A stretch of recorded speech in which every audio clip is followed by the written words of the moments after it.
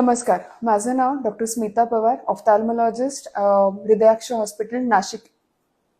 उन्हाळा सुरू झाला की स्विमिंग पूल मधली मजा मुलांची सुरू होते.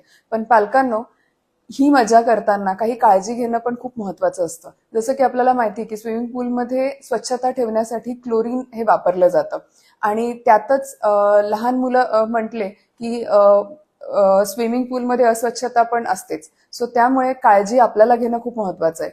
काही टिप्स की तुमच्या लहान मुलांच्या डोळ्याची काळजी तुम्ही कशी घेऊ शकतात.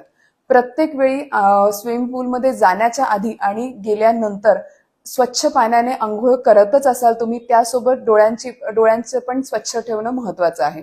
त्यासोबतच डोळ्यांवर कंटिन्युअसली स्विमिंगचा जो गॉगल आहे तो कव्हर जर केला तर तुमच्या डोळ्यांची काळजी खूप छान पद्धतीने तुम्ही घेऊ शकतात. त्यानंतरच कॉमन पूलमध्ये बऱ्याच वेळा लालसरपणा, कंजक्टिव्हायटिस असे आजार आम्ही पेशंट्समध्ये बघत असतो. सो असे काहीही लक्षणं मुलांमध्ये आढळल्यास लवकरात लवकर आय स्पेशलिस्टला भेटून त्याची ट्रीटमेंट करून घेणं खूप महत्वाचं आहे. आपले डोळे निरोगी राहण्यासाठी या सगळ्या गोष्टी फॉलो करणं खूप महत्वाचं आहे. धन्यवाद.